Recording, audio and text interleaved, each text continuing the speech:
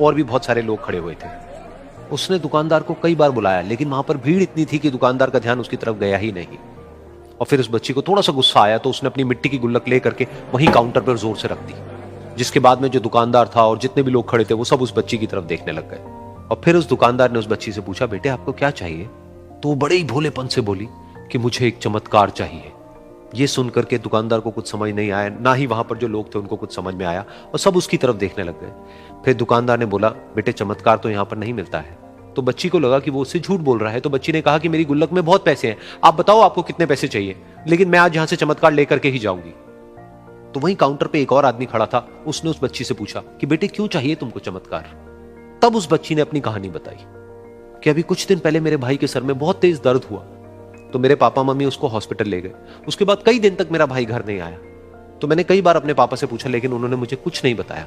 उन्होंने बार बार यही कहा कि वो आ जाएगा, वो कल आ जाएगा, वो कल आ जाएगा, लेकिन वो आ ही नहीं रहा था। तो मैंने देखा कि मम्मी रो रही है। अब पापा मम्मी को कह रहे थे कि उसकी दवाइयों के लिए और उसके इलाज के लिए जितने पैसे चाहिए उतने मेरे पास में नहीं है, अब उसको कोई चमत्कार ही बचा सकता है।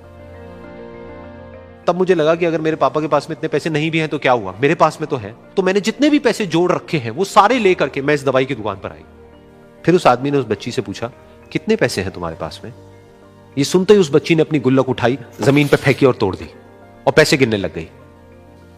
बाकी सब लोग खड़े होकर के उसको देख रहे थे। थोड़ी देर बाद उसने सारे पैसे अपने हाथ में इकट्ठे किए और बोली, मेरे पास में पूरे 19 रुपए हैं। वो जो आदमी वहां पर खड़ा था वो थोड़ा सा मुस्कुराया और बोला कि अरे तुम्हारे पास में तो पूरे पैसे हैं, इतने का ही तो आता है चमत्कार। ये सुनकर के वो बच्ची बहुत खुश हो गई और बोली कि चलो मैं आपको अपने पापा से मिलवाती हूं। बाद में पता लगा कि वो आदमी कोई आम आदमी नहीं था, बल्कि एक बहुत बड़ा न्यूरोसर्जन था, और उसने सिर्फ 19 रुपए में उसके भाई की सर्जरी करी, और कुछ ही दिन बाद वो ठीक होकर के घर वापस आ गया। फिर कुछ दिन बाद वो बच्ची, उसका भाई, उसके पापा, उसकी मम्मी चारों एक साथ बैठे हुए थे और बात कर रहे थे। तो उसकी मम्मी ने उसके पापा से पूछा कि अब तो बता दो ये चमत्कार आपने किया कैसे?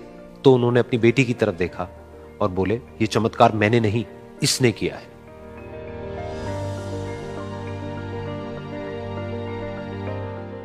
तो यहां पर एक बहुत बड़ी बात है जो हम उस छोटी सी बच्ची से सीख सकते हैं कि जिंदगी में कभी कभी ऐसा होता है कि हमको कोई रास्ता नजर नहीं आ रहा होता है और हम लोग हिम्मत हार जाते हैं। तब हमारे अंदर एक बच्चा होता है जो कोशिश करने से कभी भी पीछे नहीं हटता है। वो हार मानने को तैयार नहीं होता है क्योंकि उसको ना शब्द समझ नहीं आता है। वो बच्चा जिसके लिए कुछ भी नामुमकिन नहीं है, क्योंकि वो हर हाल में कोशिश करता ही रहता है।